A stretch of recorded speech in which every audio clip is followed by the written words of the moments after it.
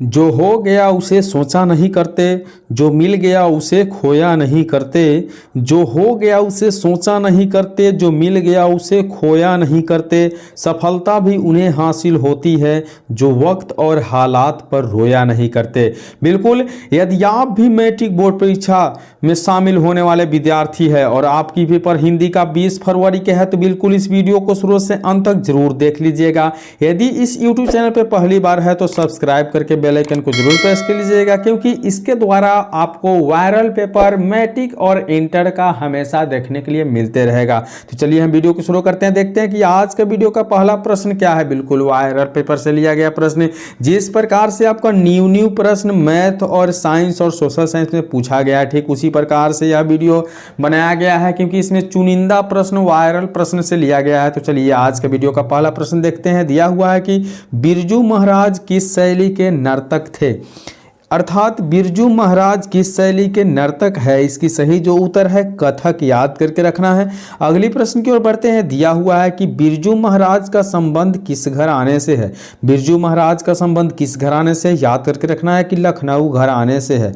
अगली प्रश्न की ओर बढ़ते हैं। दिया हुआ है 3 नंबर प्रश्न, जीत जीत मैं निरखता हूँ पाठ का संबंध किससे है। जीत जीत मैं निरखता हूँ पाठ का संबंध किससे है, याद करके रखना है कि इसकी जो सही उत्तर है ऑप्शन सी, अर्थात बिरजू महाराज से है। बिल्कुल, यदि आपके पास 10 मिनट का समय है तो बिल्कुल बिना स्किप किए इस वीडियो को जरूर देख ले, क्योंकि अगर इस वीडियो को मिस करते हैं तो आपको पछताना पड़ जाएगा। ठीक है, अगली प्रश्न दिया हुआ है 4 नंबर प्रश्न की, आविन्यो पाठ का लेखक कौन है। आविन्यो पाठ का लेखक कौन है, याद करके रखना है कि अशोक वाजपेयी जी आविन्यो पाठ का लेखक है। अगली प्रश्न की ओर बढ़ेंगे।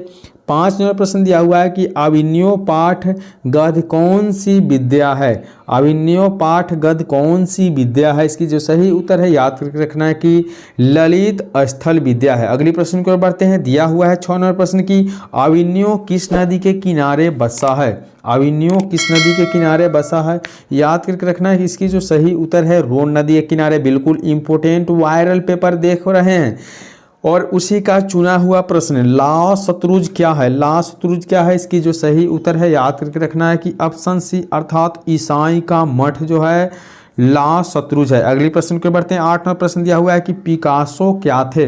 पिकासो क्या थे, इसकी जो सही उत्तर है चित्रकार। पिकासो कौन थे, चित्रकार थे। अगली प्रश्न की ओर बढ़ते हैं। दिया हुआ है कि सुजान सागर किसकी कृति है। सुजान सागर किसकी कृति है, इसकी जो सही उत्तर है घनानंद। किसकी कृति है, घनानंद की कृति है। अगली प्रश्न की ओर बढ़ते हैं। दिया हुआ है कि घनानंद किस शब्द का क्या है। घनानंद जो है किस बादशाह के मीर मुंशी थे। घनानंद किस बादशाह के मीर मुंशी थे, याद करके रखना। इसकी सही जो उत्तर है आपका मोहम्मद शाह रंगीले। क्या है, मोहम्मद शाह रंगीले। अगली प्रश्न पर बढ़ते हैं। इंपोर्टेंट प्रश्न, वायरल प्रश्न आपके बोर्ड परीक्षा के लिए दिया हुआ है 11 नंबर प्रश्न की, स्वदेशी किस कवि की रचना है। स्वदेशी जो है किस कवि की रचना है, तो याद करके रखना है कि प्रेमघन की रचना है। अगली प्रश्न की ओर बढ़ेंगे। 12 नंबर प्रश्न दिया हुआ है, प्रेमघन किसका उपनाम है।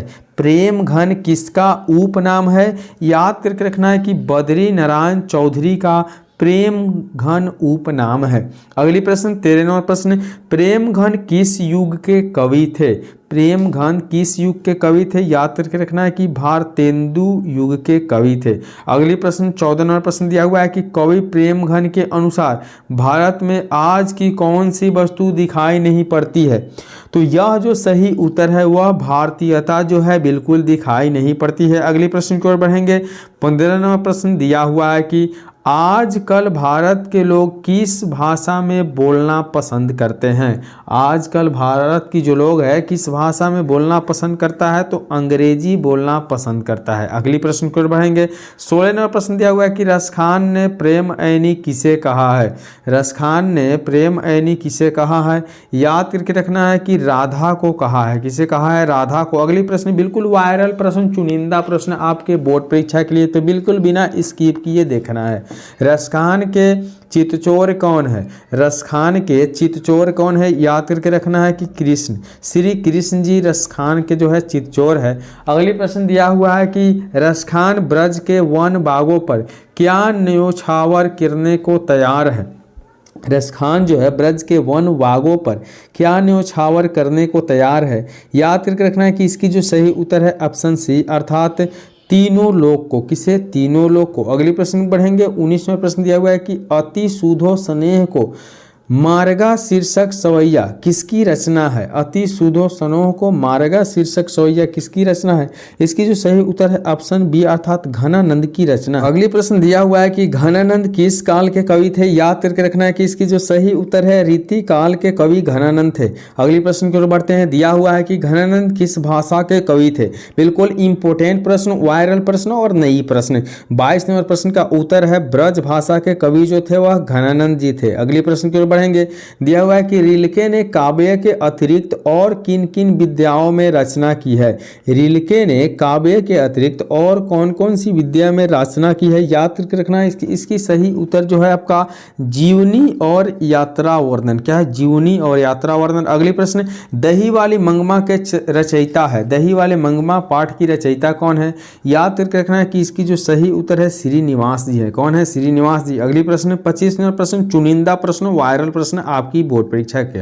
दिया हुआ है कि श्रीनिवास किस भाषा के साहित्यकार है। श्रीनिवास किस भाषा के साहित्यकार है तो कन्नड़। क्या है? कन्नड़ भाषा के साहित्यकार है। अगली प्रश्न दिया हुआ है आकाश का पर्यायवाची शब्द क्या है।